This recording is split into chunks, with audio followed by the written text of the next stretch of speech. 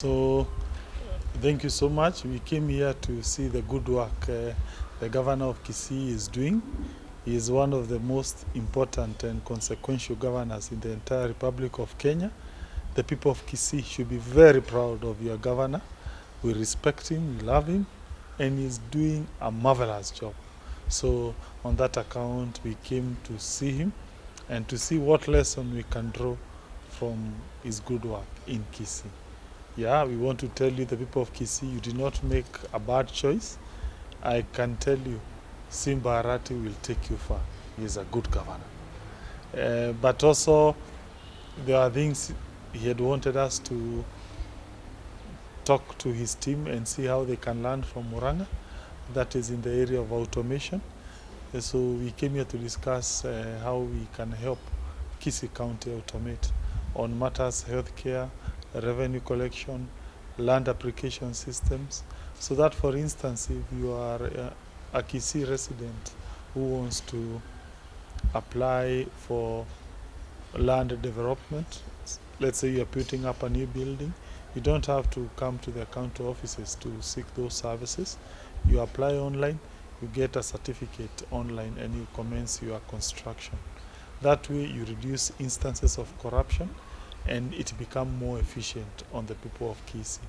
Secondly, on matters healthcare, again, the governor wanted us to help the team to see how they can boost revenue, because definitely Kisii is a rich county, one of the most beautiful counties in the entire Republic of Kenya.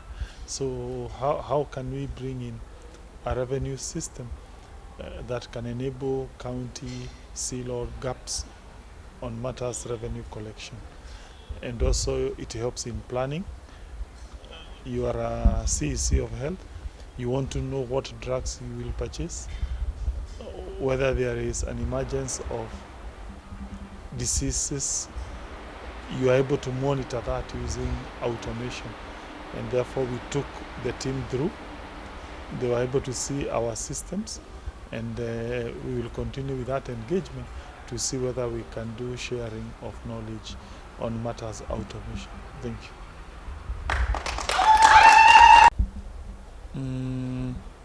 I'm waiting to see the new deputy governor. I don't know whether, yeah, I'm waiting to see the new deputy governor of Kisii. Thank you. No comment. I think as we are here, strictly speaking, on matters automation. Yeah, what are the lessons that we can help our people of Kisii to automate their services, to make the life of mwananchi easy? Yeah, you know, we learn from each county. There are very good things happening in Kisii, definitely. We take the best practices from Kisii. We have told you your governor is doing an excellent job. He also comes to Murang'a, he looks what can we bring to Kisii. We are talking about automation because we are headed towards an automated, digitized world, 21st century. So as Kenyans, that is the focus that we need to put our best foot forward. Yeah, yeah, so that we ensure that we make a Kenya that is more digitized, that is more empirical. We make the life easier for the common person. That is our motto. Yeah, thank you.